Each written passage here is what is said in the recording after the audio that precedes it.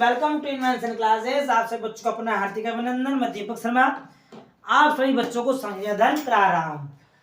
तो आज तक आप सभी बच्चों ने पूर्व वाली क्लास के अंतर्गत है जो हमारा समांतर माध्य वाला बिंदु के बारे में अध्ययन किया था। समांतर वाले बिंदु के टॉपिक के अंतर्गत आप सभी विद्यार्थी ने लघु रीति के माध्यम से समांतर माध्य ज्ञात किया था। आज की जो क्लास रहेगी वह लघु रीति में ही रहेगी। लघु रीति के अंतर्गत आपको बताएगा लेस देन के अंतर्गत यानी से घटते हुए क्रम के अंतर्गत से कम वाले क्रम में किस प्रकार से आवर्तियों का निर्माण और वर्गों का निर्माण किया जाएगा और समांतर माध्य की गणना की जाएगी। सभी विद्यार्थी हेडिंग डाल लीजिए, समांतर माध्य अध्याय वाला 9वां चल रहा है बच्चों। समांतर माध्य, इस समांतर माध्य के क्या संकेतांक बताया गया है? एक्स बार। यह आप सभी को विद्यार्थियों को पता है एक्स बार इसका संकेतांक बताया गया है। अब समांतर माध्य संकेतांक ज्ञात किया जाएगा वो लघु रीति में हम ज्ञात करेंगे बच्चों। लघु रीति किसके लिए है यहां लिख देता हूं मैं एक बार। सतत श्रेणी जो है, सतत श्रेणी के अंतर्गत बताया जाएगा कि कंटिन्यूटी श्रेणी के अंतर्गत है लघु रीति। लघु रीति में लेस देन के अंतर्गत से कम अर्थात लेस देन में वर्ग दिए हुए होने पर से कम लेस देन में वर्ग दिए हुए होने पर समांतर माध्य की गणना घटते हुए क्रम में जब होगा, जब हमारे पास वर्ग दिया हुआ है, सबसे मेन और प्रमुख बात तो हमारी यही रहेगी कि जो समांतर माध्य ज्ञात किया जाएगा वह हमारा सूत्र जो होगा वही सूत्र रहेगा, वही तरीका रहेगा। वो किस प्रकार से होगा मैं अभी बता देता हूँ। तो बताने से पहले मैं आप सभी विद्यार्थियों को बता दूं, ज़्यादा से ज़्यादा हमारे विद्यार्थी हमारे जो चैनल है एडवांस क्लासेस इसको सब्सक्राइब कीजिएगा, शेयर कीजिएगा, लाइक कीजिएगा।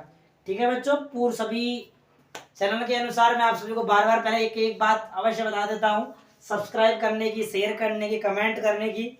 क्योंकि कई बार क्या है हम वीडियो देखते हैं इतना अच्छा लगता है, कई बार कुछ वीडियो हमको इतने अच्छे लगते हैं कि हम उन्हें सब्सक्राइब करना भूल जाते हैं, बाद में काफी मिस करते हैं, अरे यार वो वीडियो रह गया मैंने देखा ही नहीं। तो इस प्रकार की समस्याओं से बचने के लिए मैं आपको इसलिए पहली बार बताता हूँ कि सब्सक्राइब अवश्य कीजिएगा, लाइक कीजिएगा, शेयर कीजिए, कमेंट कीजिए। ठीक है, ताकि आपको नोटिफिकेशन मिलता रहे उस चैनल से जुड़ने के बाद। पुनः हमारे बिंदु पर चलते हैं। आज का बिंदु लेस देन के अंतर्गत जब आवर्ती लेस देन के अंतर्गत से कम के जब वर्ग दिए हुए होंगे तब उस समय समांतर माध्य ज्ञात किस प्रकार से किया जाएगा, हमारा किस सूत्र का निर्धारण किया जाएगा, सूत्र कौन सा होगा और आवर्तियों किस प्रकार से परिवर्तित किया जाएगा। इसका समाधान करने के लिए हमें एक उदाहरण प्रस्तुत करना होगा। वैसे लेस देन में किस प्रकार से वर्ग बनाए जाते हैं, आवर्त निर्माण किस प्रकार से किया जाता है, मैं आपसे विद्यार्थियों को पूर्व से काफी पूर्व लगभग 6-7वें अध्याय के अंतर्गत बता चुका हूं किस प्रकार से जब लेस देन के अंतर्गत हमारे पास वर्ग दिए हो तब हमें आवर्तियां या वर्ग किस प्रकार से बनाए जाते हैं। सूत्र जो हमारा रहेगा वह यही रहेगा। तो लिख लीजिए, यहां मैं एक नोट डाल के लगा देता हूं। लेस देन अर्थात से कम, लेस देन अर्थात से कम, से कम में वर्ग होने पर समांतर माध्य चाहे प्रत्यक्ष रीति हो चाहे लघु रीति हो, किसी भी तरीके से कर सकते हो आप, दोनों में आंसर समान ही आएगा। वर्ग होने पर समांतर माध्य प्रत्यक्ष व लघु रीति से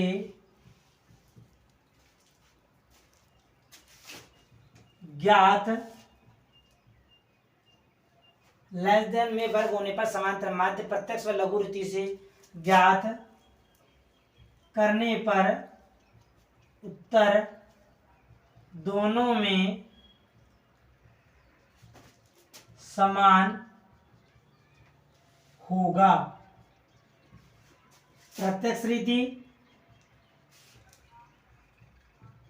और नंबर 2 हमारी है लघु रीति।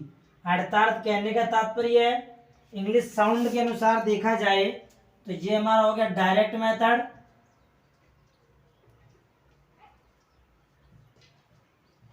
और ये हो गया हमारा बच्चों शॉर्टकट मेथड।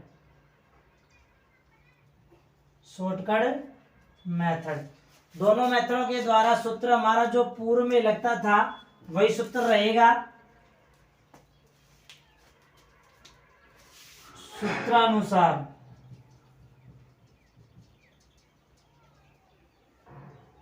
सूत्र हमारा वही रहेगा जो पूर्व में प्रत्यक्ष रीति में आपने जिस सूत्र के द्वारा समांतर माध्य ज्ञात किया था, और लघु रीति के अंदर जिस प्रकार समांतर माध्य ज्ञात किया था, दोनों के अंदर। लघु रीति में केवल कल्पित माध्य लिया जाता है, इसमें कल्पित माध्य नहीं लिया जाता है।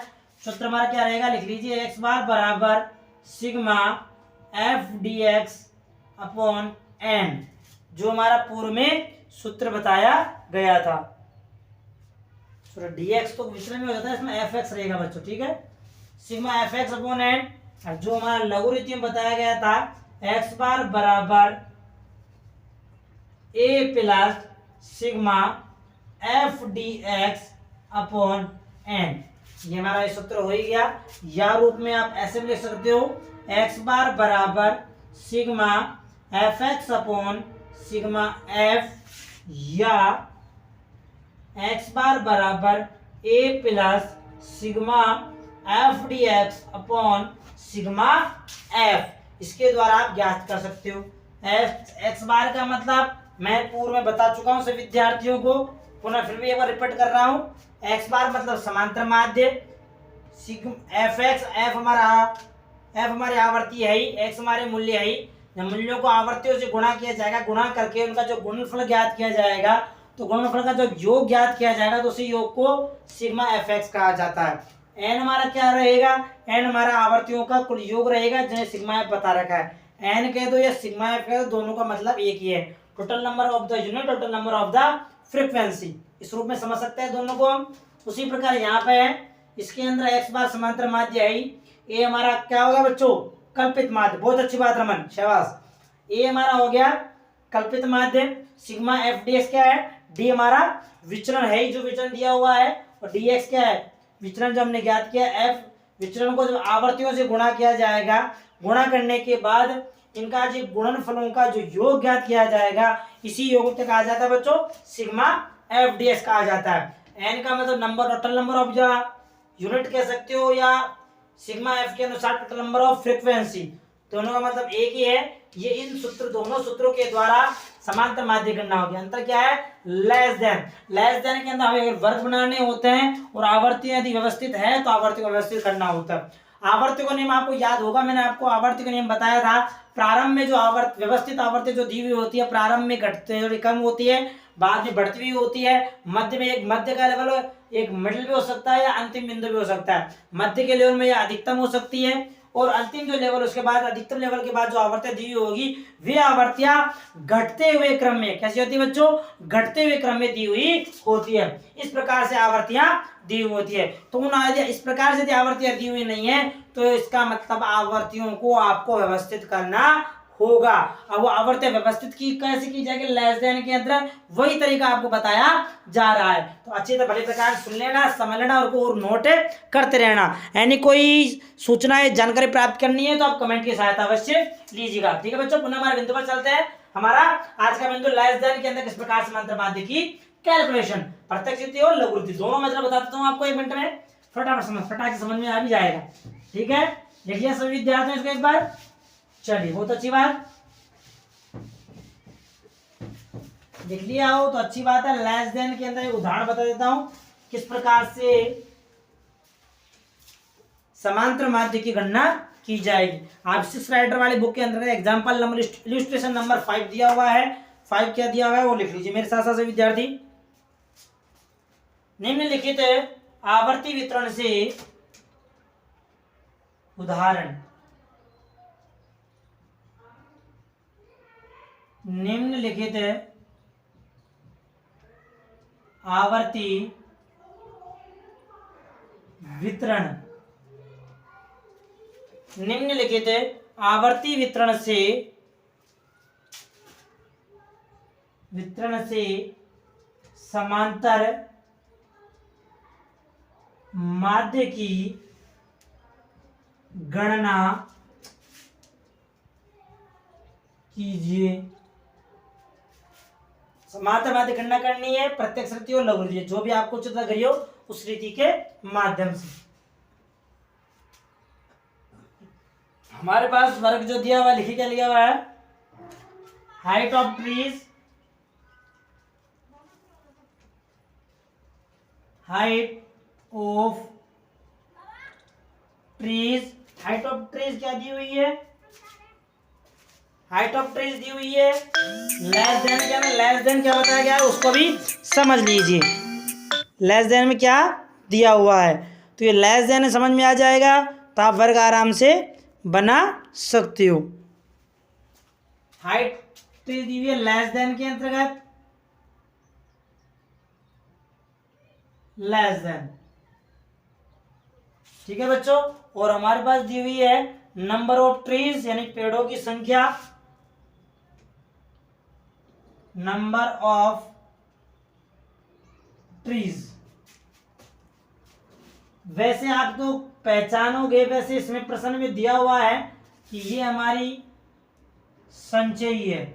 संचयी मतलब कम्युलेटिव फ्रीक्वेंसी, संचयी आवर्तियां दिया है, इसको संकेतांक CF बताया जाता है। पूर्व वाली क्लास में आपको बता चुका हूं, समझा चुका हूं।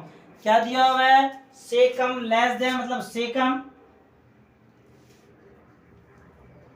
से कम के रूप में दिया हुआ है। क्या दिया हुआ है, लिख लीजिए 7 फीट, FIT फीट लिख लो इंग्लिश में,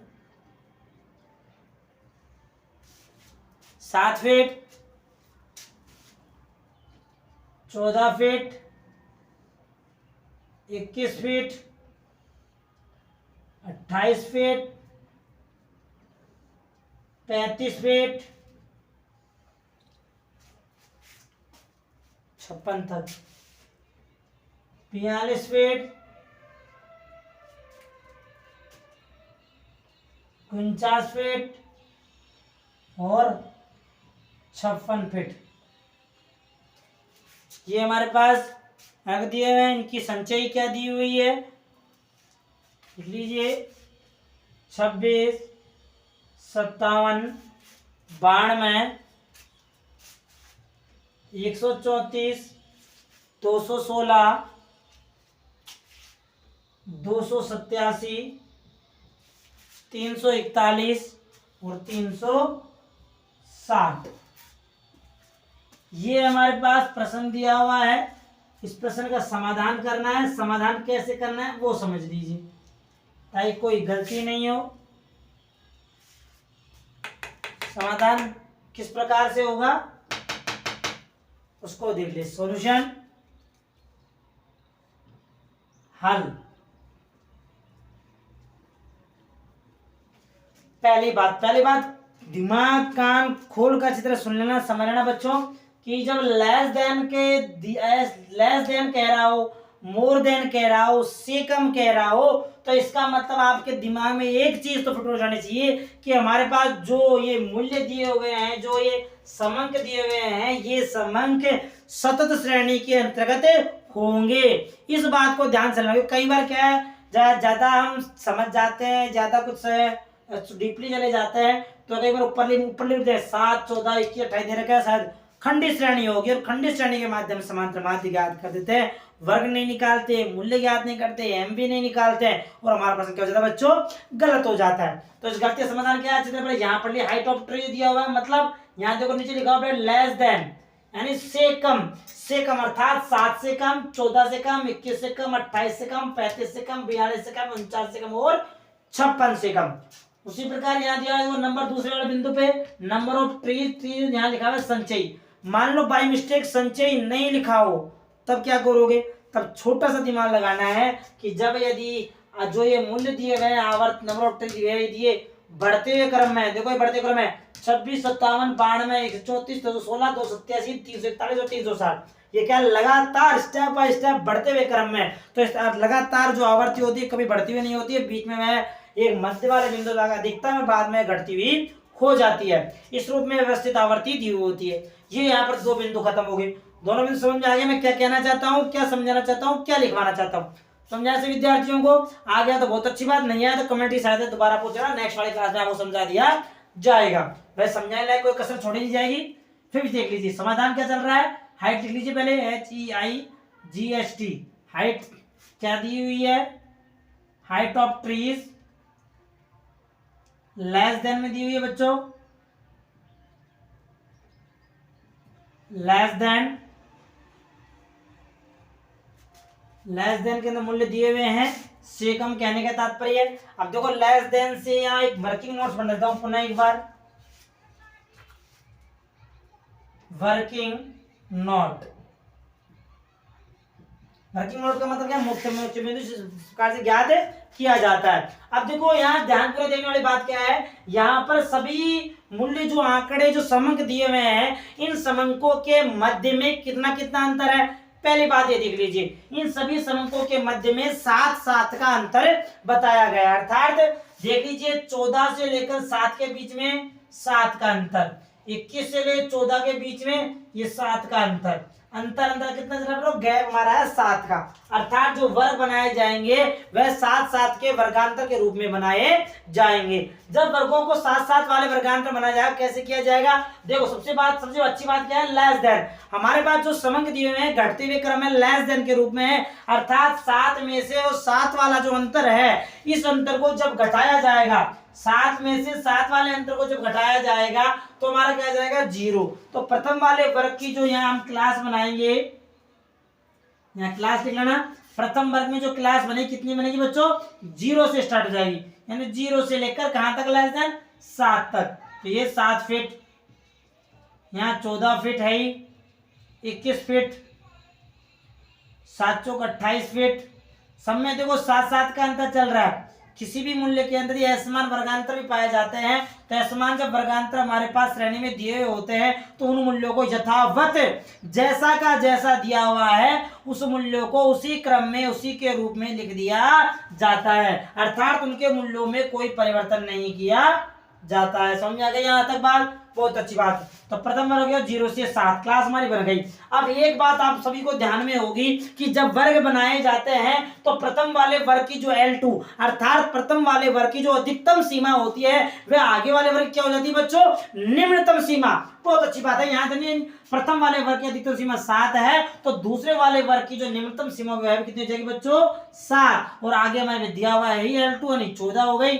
यहाँ हो गई इसकी 14 से लेकर 21, यहाँ 21 से लेकर 28 से लेकर 35 से लेकर 42 से लेकर 49 से लेकर 56। इस प्रकार से वर्गों का निर्धारण कर दिया जाएगा। लेस देन के अंदर आपके पास दिए हुए हैं तो लेस देन वाले मूल्यों की वर्ग यानी वर्ग इस प्रकार से बनाए जाएंगे। यहाँ पहली बात खत्म हो गई हमारी। आगे बात दूसरी बात पे चलते हैं। ये हमारी प्रथम बात थी जो वर्ग के लिए गई थी। अब दूसरी बात क्या बताई है? दूसरी बात आवर्तियों के लिए कही गई है। हमारे पास दी हुई है संचयी आवर्ती अर्थात कम्युलेटिव फ्रीक्वेंसी जिन्हें कहा जाता है, जिसका मतलब होता है आवर्तियों को जब क्रमबद्ध रूप से, ध्यान सुनना बच्चों, जब आवर्तियों को क्रमबद्ध रूप से जोड़ा जाता है, जब आवर्तियों को क्रमबद्ध रूप से जोड़ा जाता है तो वे आवर्तियां न होकर संचयी आवर्तियां कहलाती है। यहाँ तक ये बात समझ में आ गई है। अब जब हमने वर्गों को सही बना दिया, व्यवस्थित बना दिया है, तो आवर्तियों को व्यवस्थित बनाया जाएगा। आवर्तियों को संचयी आवर्ती के माध्यम से परिवर्तित किया जाए। कैसे किया जाएगा वो देख लो एक बार। प्रथम वाले वर्ग की जो आवर्ती दी हुई है, इससे पूर्व वाले वर्ग की आवर्ती इसमें से घटाई जाएगी। घटाने पर जो मूल्य प्राप्त होगा वही हमारी आवर्ती कहलाएगी। कहने के तात्पर्य यहाँ लिख देता हूं मैं, आवर्तियां जो संचयी आवर्तियों के माध्यम से ज्ञात की जा रही है, यानी प्रथम वाले वर्ग की। अब प्रथम वाले वर्ग किस प्रकार से, यहाँ देख लो एक बार, यानी प्रथम वाले वर्ग की पूर्व वाली आवर्ती कुछ नहीं दी हुई है, तो 26 हमारी चालू आवर्ती है, पूर्व आवर्ती हमने 0 मान ली। 26 में 0 कितने हो गए बच्चों, 26 हो गया। यानी पहले वाले वर्ग की आवर्ती हमारी कितनी हो गई, 26। समझ आई, नहीं समझ आया दूसरा देख लेना। दूसरे वाले वर्ग की आवर्ती संचय आवर्ती कितनी हुई है, ये हमारी CF है, ये पूर्व वाली CF है। वर्तमान CF हमारी यहां पर दी हुई है। वर्तमान CF दूसरे वाले वर्ग की देख लो, समझ में आ जाएगा। कितनी है बच्चों, 56। 56 में से 26 घटा लो, जो भी आएगा जो हमारा इसका मूल्य बन जाएगा, कितना बचता है, ये 0 हो गया, 5 में 3 हो गया, 30 बच गया बच्चों हमारे यहाँ पर।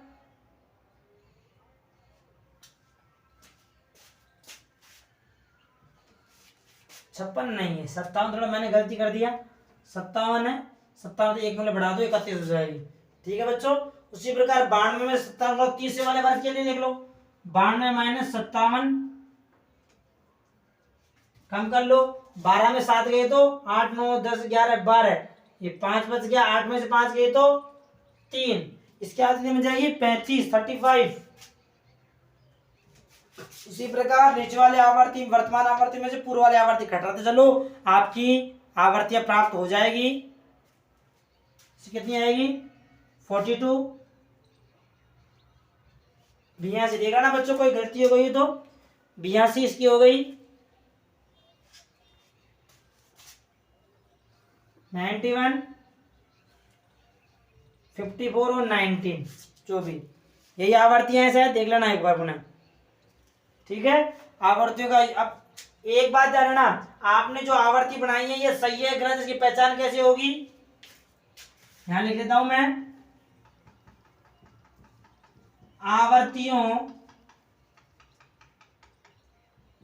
आवर्तियों का योग CF के समान या बराबर होने पर आवर्तियों को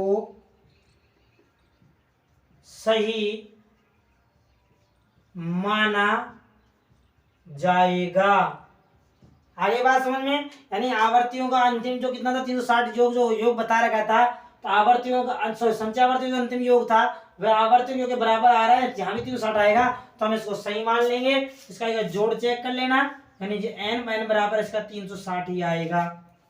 नहीं आ रहा है तो आपका ये आवर्तियां गलत बनी हुई है। यहाँ तक कोई दिक्कत किसी विद्यार्थियों को नहीं, तो बहुत अच्छी बात। अब लघु रीति है जो हमारी क्लास है, इसकी मिड वैल्यू तो हमने ज्ञात ही नहीं की, तो MB ज्ञात करो। MB कैसे ज्ञात की जाएगी और मैंने आपको बताया तीसरे वाले बिंदु के अनुसार, मध्य मूल्य की गणना। कहने का तात्पर्य मध्य मूल्य की गणना, मध्य मूल्य कहने की प्रथम वाले वर्ग L1 प्लस L2 अपॉन 2। प्रथम वाले वर्ग कितनी है L1 0, L2 कितनी है बच्चों 7/2 बराबर 3.5, ये हमारी MB आ गई।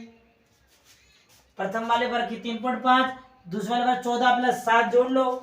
इसी प्रकार दूसरे वाले वर्ग की 7 प्लस 14/2 21/2 बराबर कितना आया 10.5। 10.5 प्रथम आवर्त हम जोड़ते चलो, इसकी आ जाएगी 17.5, इसकी 24.5, इसकी 31.5, इसकी 38.5, इसकी 45.5, इसकी 52.5। इस प्रकार से हमारे MB अर्थात जिसका एच कहा जाएगा, एस का मूल्य निकाल लो। और अंतिम चल लघु रीति के अनुसार, प्रत्यक्ष रीति के अनुसार मूल्यों को प्रतिस्थापित कर दो। ये fx, ये हमने हल जो किया है प्रत्यक्ष रीति के माध्यम से किया है।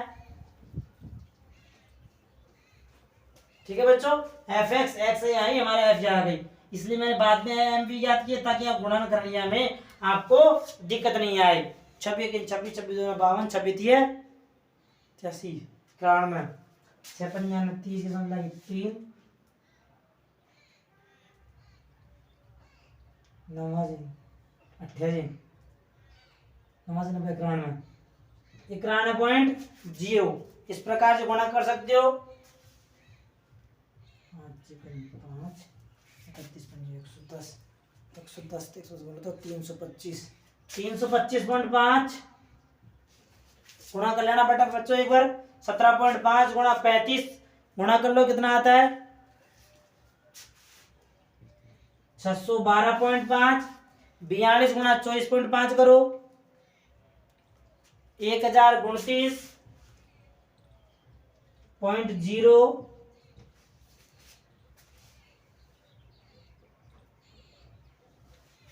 ठीक है, 1029 के बाद में 2583.0। अगले वाले बिंदु में 2733.5 2733.50 आगे गुणा करेंगे 24.57.0 2457.0 और अंतिम जब गुणा किया जाएगा 52.5 और 19 को गुणा किया जाएगा तो हमारा आ गया 997.5। ये हमारा आ गया, ये fx आ गया। fx इतना मूल्य है, गुणन प्रक्रिया को चेक कर लेना, कोई गलती हो तो उसको सही कर लेना। गुणन प्रक्रिया ज्ञात करने के बाद हमारा वो स्टेप जो है इसका योग ज्ञात कर लेंगे। सिग्मा fx बराबर योग निकालो, कितना आता है लगभग आएगा 10,829 के समथिंग आएगा। ठीक है, जो भी लिख लेना। अब यहां लिख देता हूं मैं, प्रत्यक्ष रीति द्वारा समांतर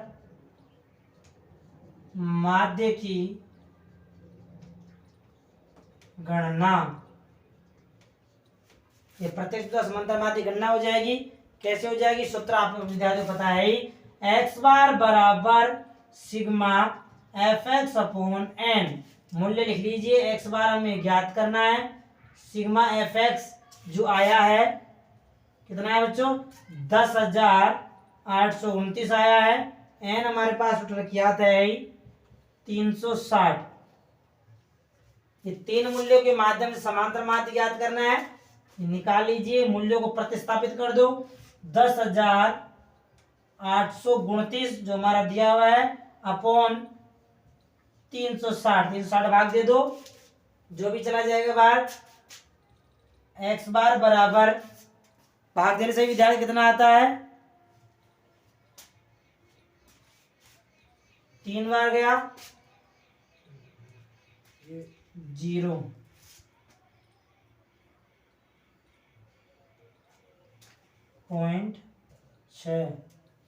30.6 समथिंग, नहीं भाग थोड़ा गलत लग गया। 30.08 मैच कर लो एक बार, देख लेना किताब में भी 30.08। तो इस प्रकार से समांतर माध्य की गणना की जाएगी। हमारा आंसर आ गया 30.08 जो हमारे पास मूल्य दिया हुआ है।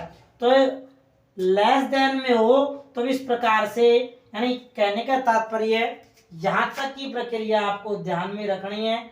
इस प्रक्रिया के बाद जो प्रक्रिया होगी वह आप प्रत्यक्ष रीति के माध्यम से, यदि आप कल्पित माध्य रीति से लघु रीति से करना चाहो तो लघु रीति में आपने जो ये मूल्य निकाला है इसमें से कल्पित मान का मान चयन कर लीजिए और विचलन ज्ञात करके उस विचलन को आवर्ती से गुणा करके सिग्मा एफ डैश निकालकर सूत्र प्रसव एक्स बार बराबर ए plus sigma F D x upon n के द्वारा आप समांतर माध्य की गणना कर सकते हो। ठीक है, आप चाहते हो कि मैं इसको बताऊं लघु रीति के माध्यम से समझाऊं, दोबारा करवाऊं, तो आप कमेंट में मुझे बता देना, मैं इसको आगे आने वाले जो भी क्लास होगी उसमें आपको समझा दूंगा लघुरीति के माध्यम से किस प्रकार से याद किया जाएगा। लेकिन कब पूछना, पहले आप प्रयास करना, उसी के बाद आपको पूछना है। ठीक है बच्चों, तो आज के लिए इतना ही।